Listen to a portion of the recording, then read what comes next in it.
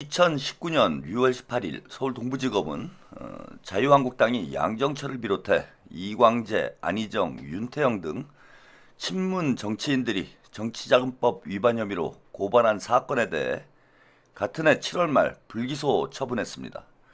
양정철 등 친문 정치인들의 정치자금법 위반 의혹은 2019년 6월 11일 불법 정치자금 수수 혐의로 재판에 넘겨진 송인배 전 청와대 정무비서관의 1심 선고 과정에서 제기됐습니다. 충북 충주에 있는 시그너스 골프장입니다. 노무현 전 대통령의 후원자였던 고 강금원 창신섬유 회장과 가족이 운영하는 곳입니다. 검찰은 지난 18일 이곳을 압수수색해 골프장 임직원의 급여 내역 등을 확보했습니다. 그래서 송인배 씨 관련해서는 예전에 좀 말씀드렸는데 제가 딱히 들은 말씀이 없어요. 경찰서 나오시는 거 가지고 하시면 될 것 같습니다. 송인배 정무비서관은 2010년부터 2017년까지 이곳의 웨딩사업부 이사 등으로 재직하며 급여로 2억 8천만 원을 받았습니다. 송 비서관의 직함과 연락처는 지금도 홈페이지에 남아 있습니다. 같은 기간 송 비서관은 경남 양산에서 지역위원장으로 활동했고 총선에 2차례 출마했습니다. 당시 송 비서관이 정치활동에 주력했는지 시그너스 이사로 실제 활동했는지 여부가 수사의 핵심 쟁점입니다. 이를 확인하기 위해 검찰은 선관위 등에서도 압수수색 형태로 자료를 제출받았습니다.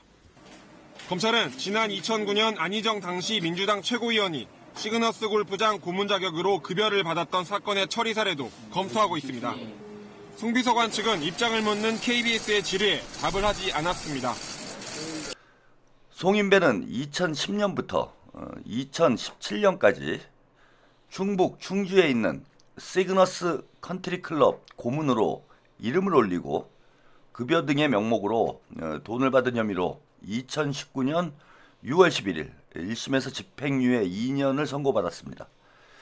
당시 재판 과정에서 송 전 비서관과 함께 양정철, 이광재, 안희정 등도 이 골프장 고문으로 위촉됐던 사실이 드러났습니다. 송인배 전 비서관이 유죄를 받으면서 양정철, 이광재, 안희정도 같은 혐의로 처벌을 받을 가능성이 높았습니다.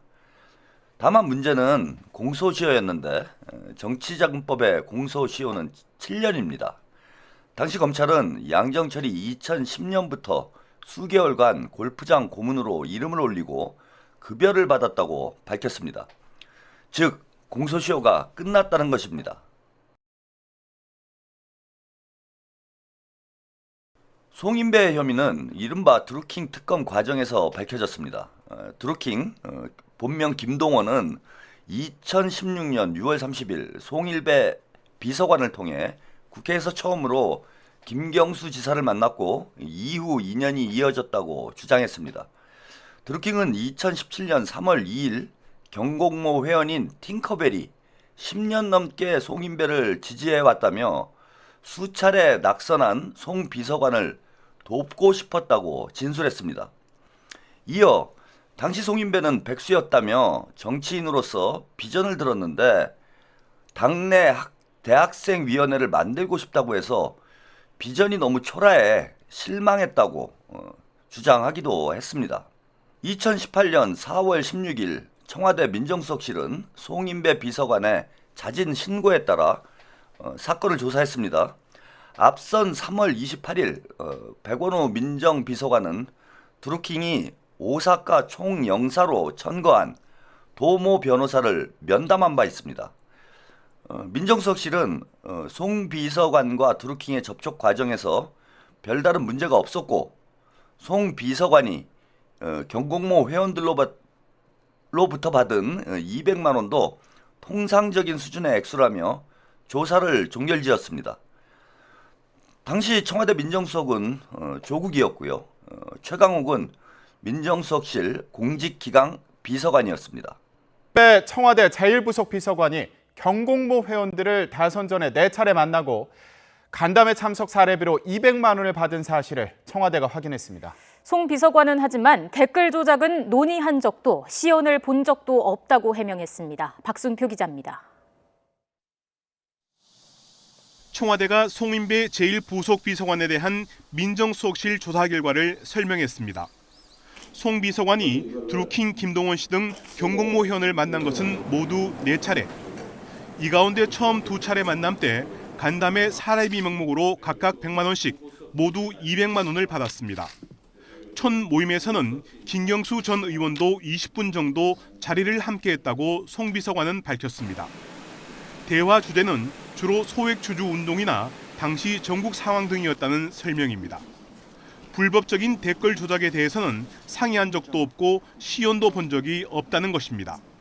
다만 좋은 글이 있으면 회원들끼리 많이 공유해달라는 말은 한 것으로 조사됐습니다. 또 드루킹은 송 비서관에게 텔레그램으로 정세 분석이나 자신이 쓴 글을 몇 차례 전달하기도 했습니다. 송 비서관은 댓글 조작 사건의 파장이 커지자 지난달 민정수석실에 이런 사실을 알렸습니다. 민정수석실은 송 비서관을 모두 2차례 조사한 뒤에 부적절한 청탁이 없었고 대선 시기 통상적인 활동에 해당한다는 결론을 내렸습니다. 앞으로 송 비서관과 관련해 특검 조사가 필요하다면 응할 것이라고 청와대는 밝혔습니다. 문재인 대통령은 이번 사안이 언론에 보도된 뒤에 임종석 비서실장에게서 보고를 받고 국민들께 있는 그대로 설명하라고 지시했습니다. 당시 조사 결과는 임종석 비서실장에게 보고됐으나 임 실장은 이 같은 사실을 문재인 대통령에게 보고하지 않았다고 했습니다. 그러나 논란이 확산되자 뒤늦게 문 대통령에게 알렸고 문 대통령은 국민들에게 있는 그대로 설명하라고 지시했습니다. 5월 21일 결국 드루킹 특검이 통과됐고 특검 결과 송인배 혐의는 민정수석실의 조사와 크게 다르지 않았습니다. 그런데 문제는 엉뚱한 곳에서 터졌습니다. 특검 과정에서 송인배가 골프장 고문으로 급여를 받았다는 사실이 밝혀졌습니다. 특검은 이 사건을 서울 동부지검으로 이첩을 했습니다. 2019년 1월 16일 서울 동부지검 형사 6부는 수사 5개월 만에 송인배를 불구속 기소했습니다. 송인배 사건의 부장검사는 주진우였습니다. 주진우 검사는 박근혜 정권 시절 우병우 민정수석실에서 근무했습니다. 주진우 기자는 주진우 검사를 우병우 아래서 최순실을 모신 1급 부역자라고 평하기도 했습니다. 2017년 2월 주진우 기자는 주진우 검사님께라는 글을 페이스북에 올렸습니다. 당시 주진우 기자는 주진우 검사를 가리켜 이명박 정부 때 잘 나가시더니 박근혜 정부 때는 너무 막 나가시더군요 라고 썼습니다. 주진우 기자는 주진우 검사에게 청와대에서 얼마나 고생이 많으셨어요. 박근혜 칼이 되어주시느라 우병우 오른팔 하시느라 그게 다 최순실 뒤치다거리였다는 걸 모르시진 않겠지요? 라며 주진우를 맹렬히 공격했습니다. 하지만 머지않아 두 주진우는 한 배를 타게 됩니다. 2018년 12월 6일 검찰은 민정수석실 산하 특별감찰반을 압수수색했습니다. 검찰의 청와대 압수수색은 자유한국당이 고발한 민간인 사찰 의혹 때문입니다. 자유한국당은 김태우 수사관의 일방적인 주장을 토대로 20일 임종석 비서실장과 조국 민정수석, 박형철 반부패 비서관, 이인걸 전 특감반장 등 청와대 관계자들을 직권남용, 직무유기 등의 혐의로 검찰에 고발했습니다. 청와대 압수수색을 지휘한 곳은 주진우의 서울 동부지검 형사 6부였습니다. 2018년부터 이미 주진우 혹은 윤석열의 칼끝은 청와대를 향하고 있었습니다. 주진우 검사는 윤석열 대통령실에서 법률 비서관으로 근무했습니다. 윤석열이 민정수석실을 폐지했기 때문에 법률 비서관은 사실상의 민정수석이었습니다. 박근혜 정권의 1급 부역자가 윤석열 정권의 1급 부역자로 변신한 것입니다. 주진우 비서관은 한동훈과 함께 검사 독재의 양 날개였습니다. 기자 주진우는 과연 검사 주진우와 윤석열의 관계를 몰랐을까요? 기자 주진우와 윤석열 김건희의 특별한 관계를 고려하면 윤석열의 오른팔이었던 검사 주진우를 몰랐다는 건 김어준이 누군지 모른다는 말처럼 터무니없습니다. 결국 주진우는 윤석열 1급 부역자의 부역자가 된 것입니다. 그런데 2018년부터 청와대를 압수수색할 만큼 대담한 주진우 검사는 친문 핵심이 줄줄이 엮인 골프게이트 수사에는 소극적이었습니다. 상식적으로 납득하기 힘든 기이한 전개입니다. 드루킹 특검이 송임배의 혐의를 확인한 것은 2018년 5월경입니다. 동부지검이 수사를 개시한 것은 2018년 8월경입니다. 주진우 검사는 양정철, 이광재, 안희정 등 친문 핵심을 한꺼번에 날릴 수 있는 기회를 잡았습니다. 송임배의 혐의는 이미 특검에서 확인했습니다. 양정철 등이 골프 머니를 받았다는 사실도 이 무렵에 확인되었을 것입니다. 하지만 동부지검은 질질 끌다가 5개월이 지난 후에 송임배를 기소했습니다. 양정철 등의 혐의에 대해서는 수사조차 진행하지 않았습니다. 당시 윤석열은 서울지검장이었습니다. 주진우와의 각별한 관계에 대해서는 더 이상 부연할 필요가 없을 것입니다. 윤석열은 2015년 선배의 소개로 양정철을 처음 만났고 양정철은 2016년 총선을 앞두고 윤석열을 영입하려고 했습니다. 양정철과 윤석열은 이미 친분이 있었고 서울지검장이었던 윤석열은 송임배와 양정철의 수사에 영향을 줄 수 있는 위치에 있었습니다. 게다가 당시 담당 검사는 윤석열의 오른팔인 주진우 검사였습니다. 당시 검찰은 양정철이 2010년부터 수개월 동안 골프장 고문으로 급여를 받았다고 인정했습니다. 노무현 문재인 정부 청와대에서 모두 비서관을 지낸 인물이죠.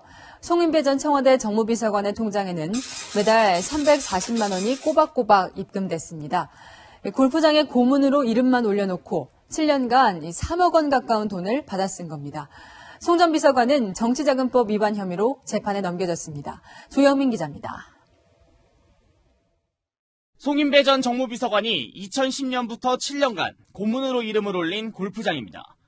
노무현 전 대통령의 후원 회장을 지낸 고 강금원 창신섬유 회장 소유였던 이곳에서 매달 340만 원씩 2억 9천여만 원을 받았습니다. 검찰은 이 돈 상당액이 19대, 20대 총선에 출마한 송 전 비서관의 불법 정치자금이라고 판단했습니다. 고문으로 이름은 올렸지만 실제 일한 증거가 부족하다고 본 겁니다. 검찰은 허익범 특검팀에서 수사 내용을 넘겨받은 지 5달 만에 정치자금법 위반 혐의로 불구로 소상하게 소명했습니다. 송 전 비서관은 이 돈은 정치자금이 아니라 고문으로 일한 대가란 취지로 진술한 것으로 전해졌습니다. 송 전 비서관은 노무현 전 대통령의 국회 비서관 출신으로 참여정부 청와대에서 비서관을 지냈습니다. 정치자금법의 공소시효는 7년입니다. 양정철이 언제까지 급여를 받았는지에 따라 상황이 크게 달라집니다. 만일 2011년 이후에도 급여를 받았다면 충분히 기소 가능했습니다. 하지만 주진우 검사는 전혀 움직이지 않았습니다. 이재명 대통령에 대한 수사처럼 발빠르게 움직였다면 얼마든지 양정철, 이광재, 안희정 등 친노, 친문 핵심을 한 번에 날려버릴 수 있었습니다. 만일 이들이 기소됐다면 문재인 정부는 집권 초부터 휘청거릴 수밖에 없었습니다. 즉 문재인 정부의 명줄을 윤석열과 주진우가 쥐고 있었던 것입니다. 양정철, 이광재 등에 대한 검찰의 수사가 시작된 것은 2019년 6월 송임배 1심 재판 과정에서 혐의가 드러나고 자유한국당이 고발한 이후입니다. 송임배 1심 선고는 6월 11일이었고 6월 17일 청와대는 윤석열을 검찰 총장으로 지명했습니다. 6월 18일 자유한국당은 양정철, 이광재 등을 고발했습니다. 참으로 공교롭습니다. 그리고 2019년 7월 서울 동부지검은 양정철, 이광재, 안희정, 윤태현 등에 대해 불기소 처분했습니다. 또 공교롭게 7월 25일 윤석열은 검찰총장에 취임했습니다. 양정철과 이광재가 기소됐다면 유죄 가능성이 높았습니다. 같은 혐의로 송인배가 집행유예를 선고받았기 때문입니다. 정치자금법으로 유죄가 확정되면 10년 동안 피의 선거권이 박탈됩니다. 사실상 정계 은퇴라고 할 수 있습니다. 공교롭게 윤석열 검찰총장 취임과 거의 동시에 주진우 검사는 친문 핵심들에게 불기소 처분을 내렸습니다. 혹시 양정철과 이광재에 대한 불기소 처분이 검찰총장 취임 선물은 아니었을까요? 양정철이 윤석열을 검찰총장으로 추천하고 문재인이 민정수석실의 반대에도 불구하고 윤석열을 검찰총장으로 지명하고 김어준과 기자 주진우가 윤석열과 김건희에 대해 피해 쉴드를 치고 결국 윤석열이 검찰총장으로 임명될 수밖에 없었던 이유는 친문 핵심들을 보호하기 위한 불가피한 선택은 아니었을까요? 송인배는 2010년부터 2017년까지 골프머니를 받았습니다. 양정철도 비슷한 시기에 별다른 공직 없이 야인 생활을 했습니다. 검찰은 양정철이 2010년부터 수개월 동안 골프머니를 받았다고 했지만 급여를 받은 기간은 특정하지 않았습니다. 이광재에겐 그나마 홍석형과 여시재라는 스폰서가 있었지만 양정철은 별일 없이 살았습니다. 노무현 전 대통령의 후원회장이었던 강금원 회장은 노무현의 사람들을 끝까지 챙긴 의리의 사나이였습니다. 그런데 시그너스 컨트리클럽은 바로 강금원 회장의 소유였습니다. 송인배 사건의 1심 재판부는 강금원은 노 대통령을 보좌해 오던 피고인 등이 현직 공무원에서 물러나 일정한 수익이 없는 상황에서 생계에 지장이 없이 정치활동 내지 기타 사회활동을 원활히 할 수 있도록 도와주려는 동기에서 자신이 운영하던 시그너스 컨트리 클럽 고문으로 위촉하는 외관을 만들어 급여 등 명목으로 일정한 자금을 지급했다고 봄이 타당하다고 판결했습니다. 즉 골프머니를 불법 정치 자금으로 판단한 것입니다. 물론 강금원 회장은 선한 동기에서 노무현의 사람들을 도왔을 것입니다. 하지만 그것은 불법이었습니다. 송인배를 제외한 이들이 고문료 명목으로 받은 자금의 규모나 수령 시기 등은 판결문에 등장하지 않았습니다. 만약 이들에게 기소가 이루어졌다면 송인배와 비슷한 판결을 받았을 가능성이 높습니다. 어쩌면 강금원 회장의 선한 의도가 악마와의 거래의 출발점이었는지도 모릅니다. 선한 의도가 모두 선한 결과로 이어지는 것은 아닙니다. 양정철과 이광재 불기소 처분과 거의 동시에 윤석열은 검찰총장이 됐습니다. 양정철은 윤석열을 검찰총장으로 추천했고 노영민과 최재성은 지원 사격했습니다. 그리고 이에 앞서 2019년 5월 13일 아무것도 하지 않겠다고 너스레를 떨던 양정철은 민주연구원장이 됐습니다. 그리고 주진우와 주진우의 괴랄한 공조도 이때부터 시작되었을 것입니다. 이 모든 정황이 단지 우연일까요? 차라리 우연이라고 믿는 것이 마음이 편할지도 모릅니다. 만일 윤석열을 검찰총장으로 지명하지 않았다면 검찰은 양정철과 이광재를 불기소했을까요? 집권 초기에 친문 핵심들이 모두 기소되었다면 우리는 지금과 전혀 다른 평행 우주에 살고 있을지도 모릅니다. 여러분께 묻고 싶습니다. 윤석열 검찰총장 임명과 친문 핵심의 기소 중 하나를 선택해야 한다면 과연 어느 쪽을 선택하시겠습니까? 뭐 지금은 매우 쉬운 결정이지만 아마도 그땐 쉽지 않은 결정이었을 것입니다. 그리고 결정권자가 문재인이었다면 더욱 그랬을 겁니다. 역사는 필연과 우연의 로직입니다. 때론 작은 정치적 오판이 나비의 날개짓이 되어 태풍을 만들어낼 수도 있습니다. 여의도와 같은 카오스의 세계에서는 더욱 그렇습니다. 그땐 누구도 윤석열이 대통령이 될 것이라고 상상조차 하지 못했을 것입니다. 어쩌면 골프 게이트는 이후 펼쳐질 거대한 역사적 소용돌이를 만들어낸 나비의 날개짓이었는지도 모릅니다. 실패한 역사를 복귀하는 것은 매우 고통스러운 작업입니다. 하지만 더 나은 미래를 기대한다면 고통과 직면하는 것을 결코 두려워하지 말아야 합니다. 그것이 제가 블랙하우스를 오픈한 이유입니다. 이제 더 대담하게 고통의 터널 속으로 직진하겠습니다. 그 터널 끝에 대한민국과 민주당의 새로운 미래가 시작될 것입니다. 오늘은 여기까지입니다. 불편한 밤 되세요.